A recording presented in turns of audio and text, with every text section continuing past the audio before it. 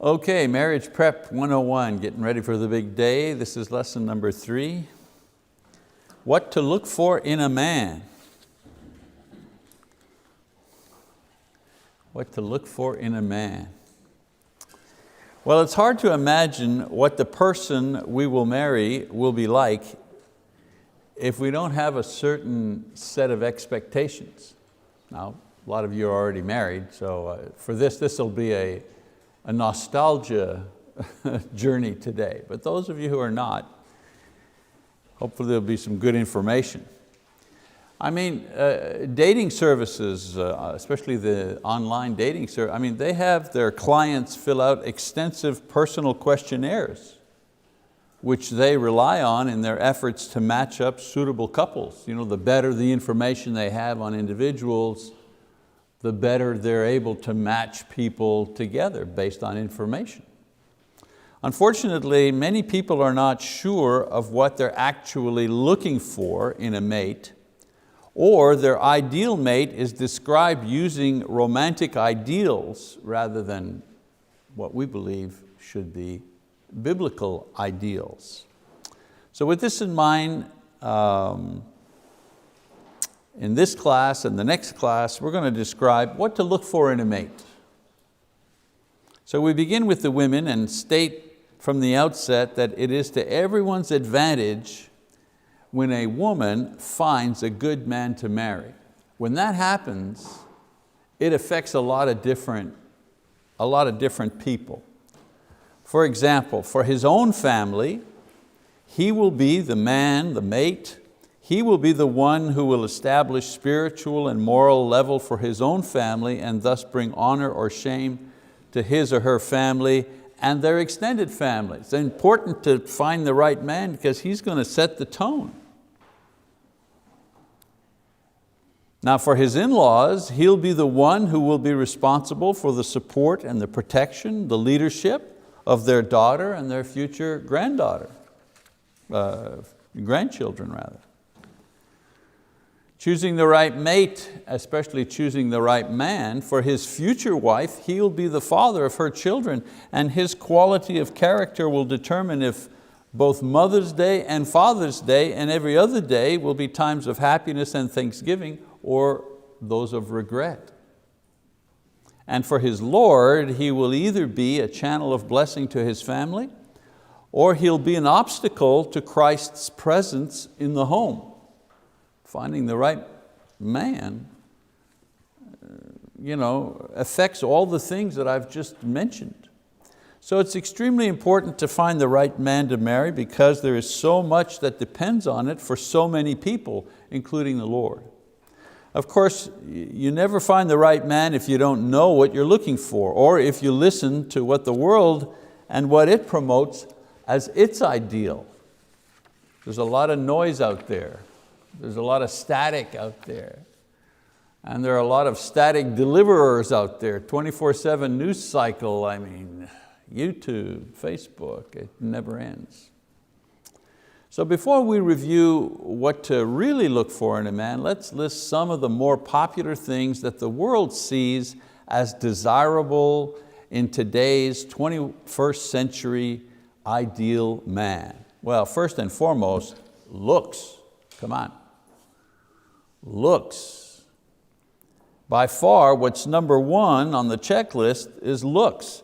People say this is not so, usually to not appear too superficial, but according to what people do, looks is number one. Now, I don't mean any particular look, like a muscular look or a preppy look or a skater look or a rich look, East Coast look, Gap look, rocker look. I'm not talking about that. The point is that the number one thing we're told is that you have to have a look, or you need to have someone who's got a look. Of course, this is nothing new. Men have cultivated whatever look they thought would be attractive to women and vice versa for centuries. The point I'm making here is that in the world, finding a man that has the right look is extremely important.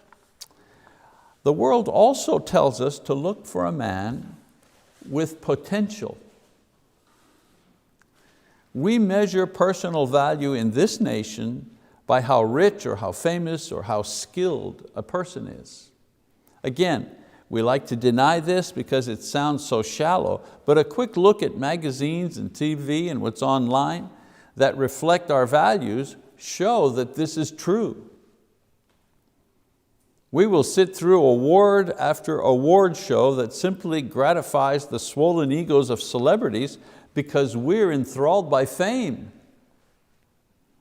We have endless books with outlandish praise lavished on people who drive cars or draw pictures. I'm not saying that sports or art are not worthy of praise.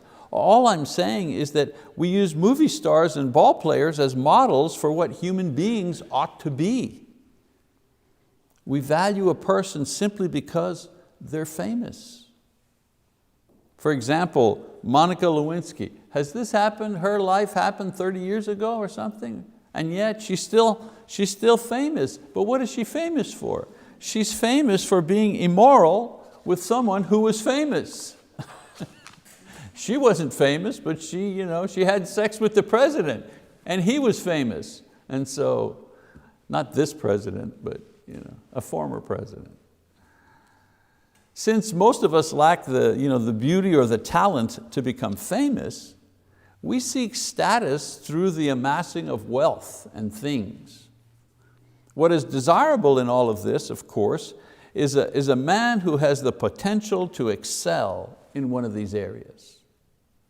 We want to hope that the man we choose has at least a chance at being great or being rich or being famous or at least being successful. We love winners in this nation. And a man who has what it takes to be one of these, wow, this is the man to look for, a man with potential. I suppose in general terms, the world also asks us to look for what's called a postmodern man. Postmodern, that's a fancy term that describes the attitudes and value system espoused by the ideal man of this age. The postmodern man is the absolute opposite of the old-fashioned man. And he's light years ahead of the modern man. He's the post-modern man. Now, if you don't understand who this man is, the postmodern man, above all else, is tolerant. He does not judge anyone's lifestyle or actions. He's secure, he likes himself and he's secure in his abilities. He's balanced, he doesn't allow anything to overcome his sense of self. He is in control. He's logical, he doesn't deal with questions that are not posed or answered by science and technology. He's unisexual, meaning the postmodern man cooperates with every effort to eliminate the differences between the sexes, whether it be social or biological. And most importantly, he's areligious. The postmodern man is not against religion, he just doesn't see any role it can play in his life. It's okay for his wife if she wants it, but he has no use for faith.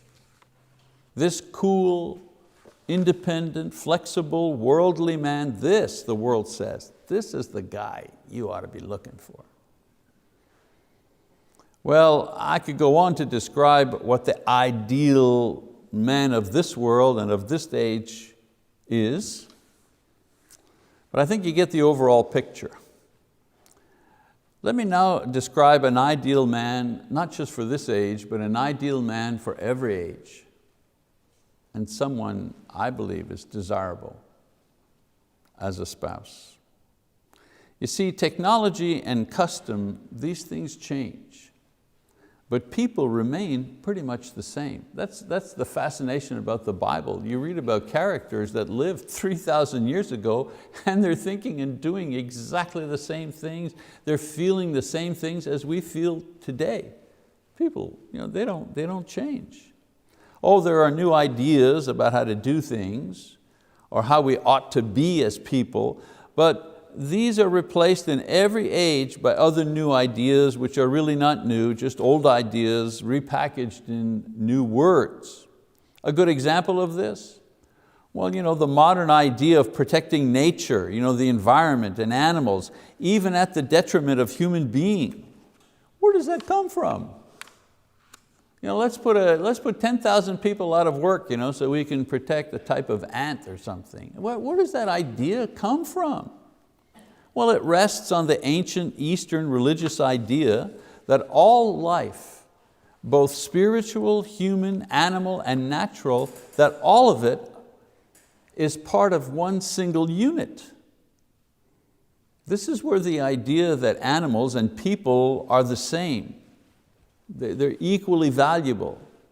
We have to set up associations to protect fish, for example, and the rights of fish.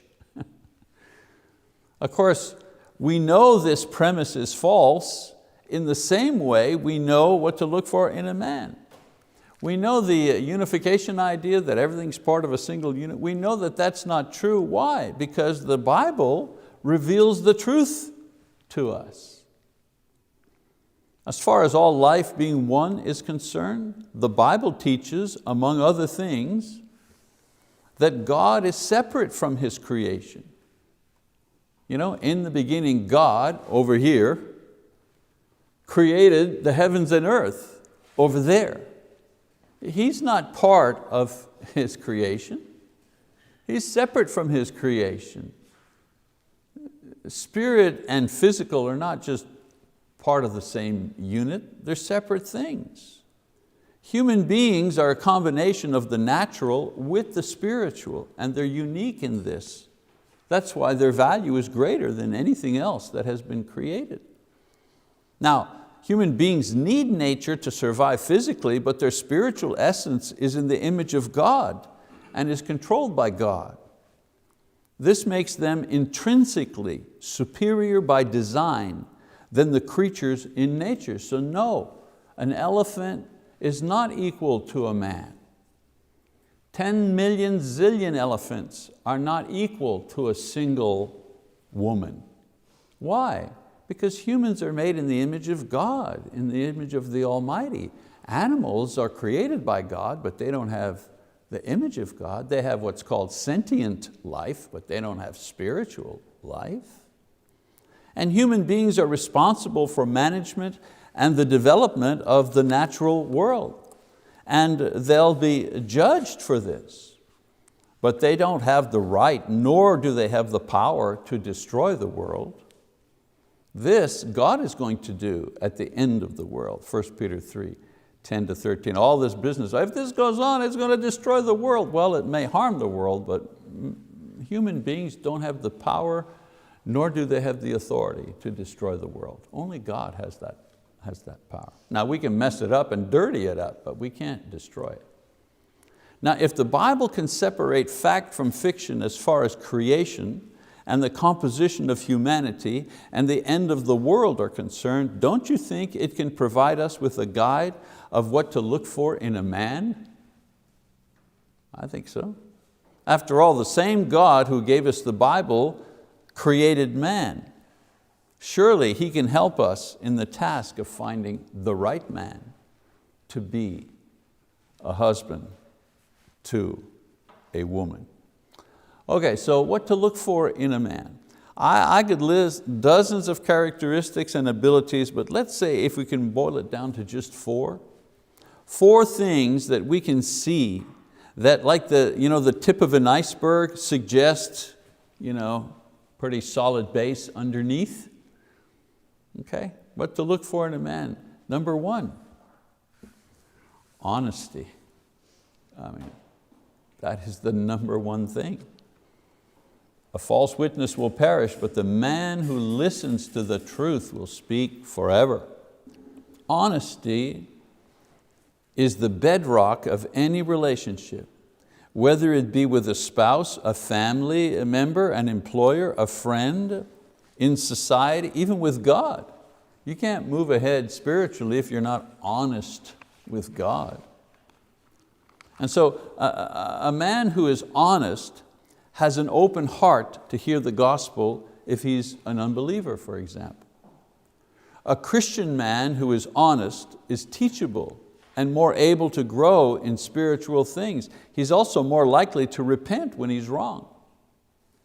One of the reasons that it's good not to marry too quickly is that it sometimes takes a while to see if a man is really honest. And the best way to determine this is to see if he tells the truth in little things.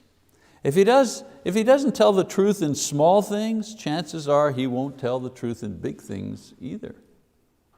So look for a man who loves truth and who demands it from you as well. Number 2, again, we could list 20, but boy, these 4, they've got to be there or nothing else works. Number 2, kindness. What is desirable in a man is his kindness, and it is better to be a poor man than a liar, Proverbs 19:22.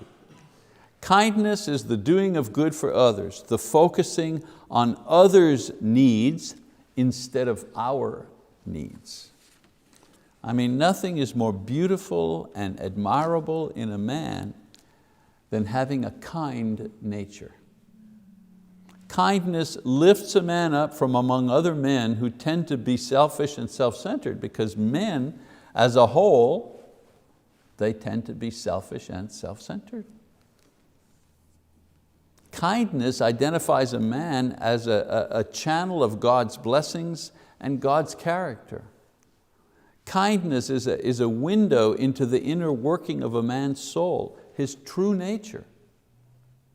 Women ought not to be fooled by looks or muscles or fancy clothes or a car. All of these things can hide or dress up a selfish sinner. But a man who is kind, regardless of his appearance or wealth, will know how to make someone else happy and satisfied in every area of life.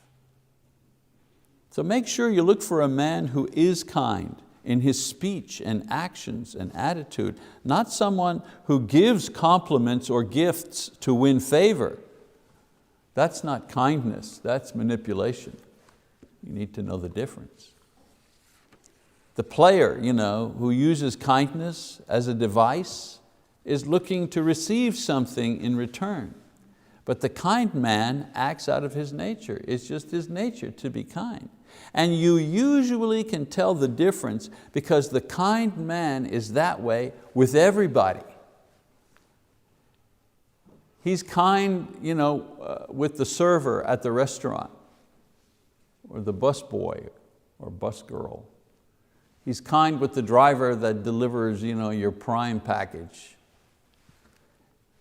He's kind with the boss at work, but he's also kind with children. He's just kind.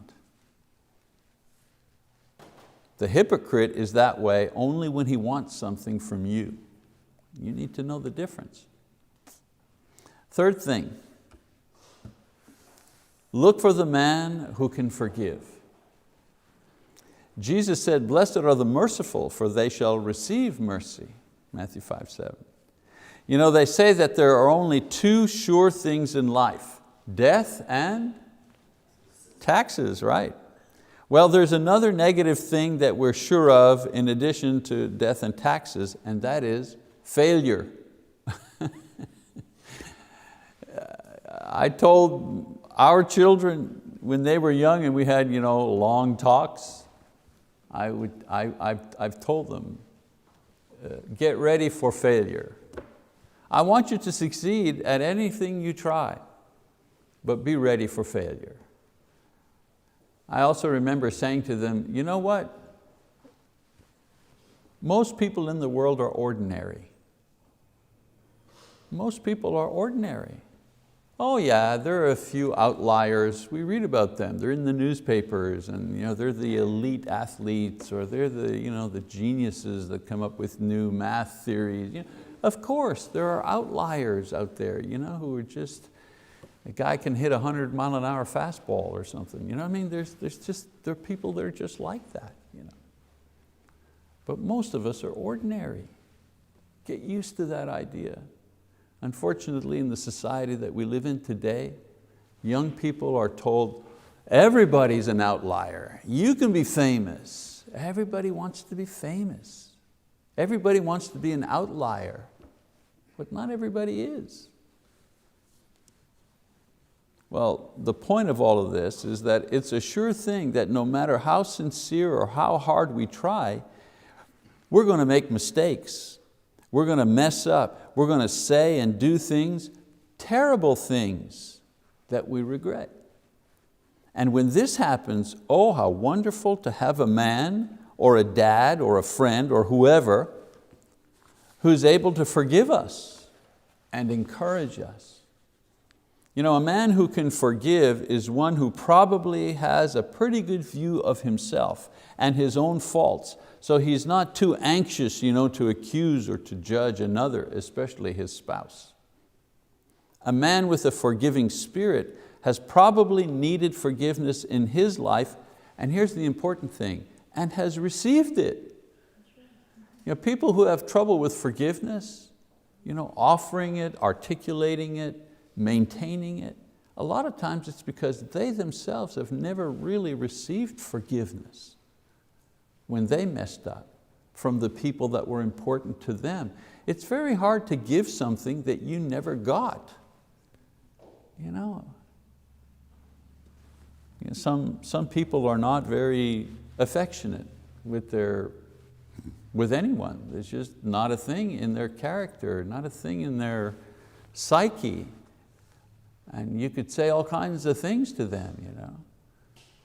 But if you scratch the surface and if you go down a little bit, if you could just rewind the tape of their life, the video of their life, you might see that they didn't receive a lot of affection. My mother used to talk about that a lot. She was the middle child. She was the middle child of 11 children, imagine, 11 children. And her dad died when he was like 50 years old or something, and left her mother with 11 children. Well, one passed away, 10 children.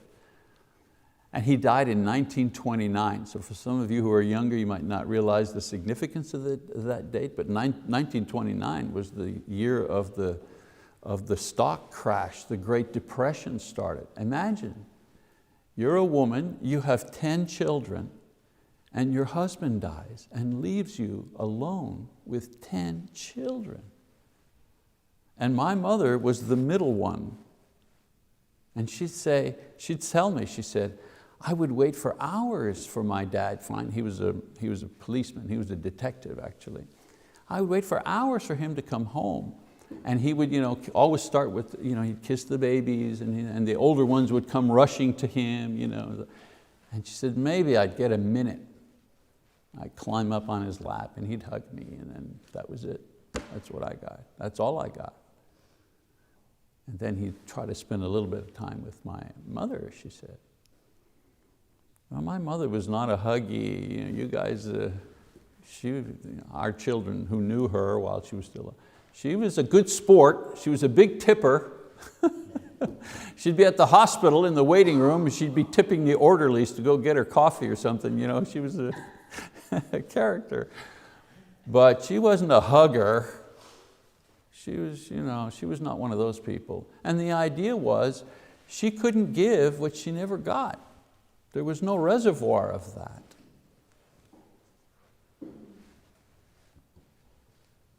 So we fool ourselves when we look for the perfect mate and think we've hit the jackpot when we find a man who seems perfect.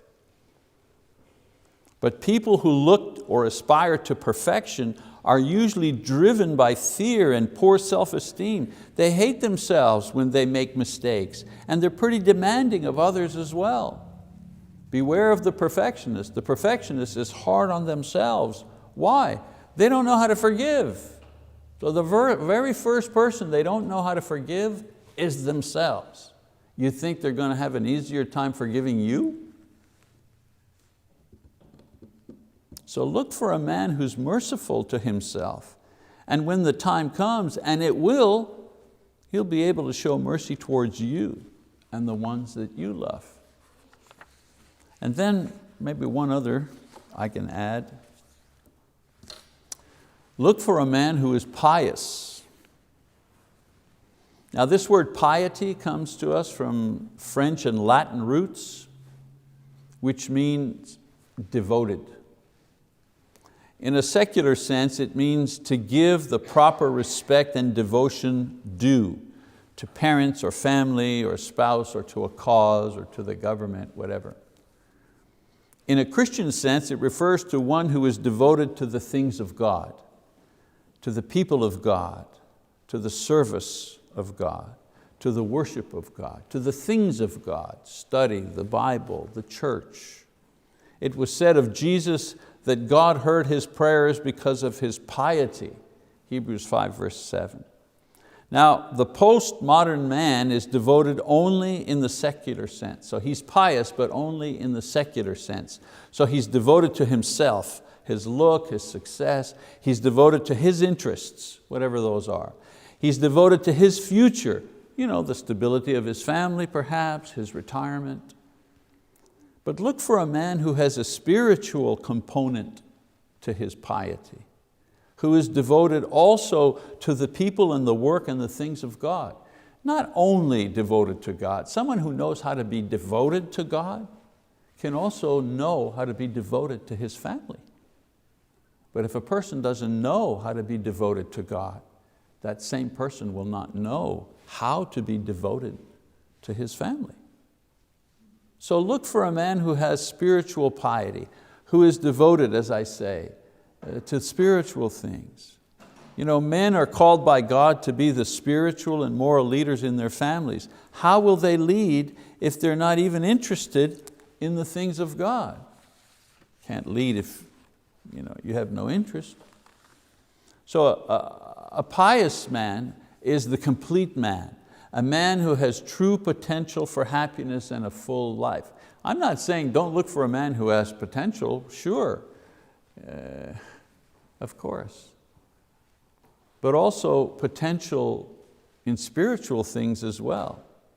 His devotion to God inspires confidence as to his purity and faithfulness and direction in life. Lee's often, when we talked way back when we first started out, she used to say to me, I would not have married you before you were a Christian. I loved you then, she said, but I saw so many things that were like danger signals, so many things that said, no, not this guy. But after you became a Christian, and after I saw what you were aiming at, then I could feel confident in going forward in a lifetime commitment because of what you were devoted to, as opposed to what you were devoted to before you became a Christian. And so a pious man is devoted to the type of things that lead one to heaven. If that's where you want to go, then follow him. He'll lead you there. Sometimes when you're seeking a cause of action regarding the repair of your car, for example, or a health issue, you ask the mechanic or the doctor, you say to them, well, what would you do in my situation? Like a lot of you, our AC unit is, old Betsy is calling it quits here on a 100-degree day. And I asked the individual who was repairing that, what kind of unit do you have at your house? Not what kind of unit do you recommend? What kind of unit, because I know that he just built a house. We know who I'm talking about here. I just don't want to put him on film. We know he just built a house. I said, so what unit did you put in at your house? And he said, I put in this type of unit. I said, is that what you're going to put in here? He said, yep. I said, okay. Sure. We figure that if they do it for themselves, the advice they give is at least sincere. It could be wrong, but at least it's sincere. I say this because this is the advice that I gave to my 2 daughters when they were single, now of course married to fine Christian men. And I stand by the same advice to my 5 granddaughters. If I live long enough to give it, the eldest is 11. I don't know if I'll live long enough to give her advice when it comes time for her to think about things like this. But if I get the chance, I would tell them to look for a man who knows the truth and who can tell the truth even under pressure, even when it'll cost him something. He'll tell the truth. Look for a man who's good and kind naturally. It's just part of his nature. Or he's trying to cultivate that nature. Look for a man who's full of mercy and tenderness, because you're going to need that. Yeah, sex is great, but sex doesn't make a marriage last 50 years. Mercy, tenderness, understanding, that helps a marriage last 50 years or more. And look for a man who wants to do what is right. Even better than that, a man who wants to do what God wants him to do. And I'll tell you something, less single people in the room here than perhaps maybe watching with time online, but I'll tell you something.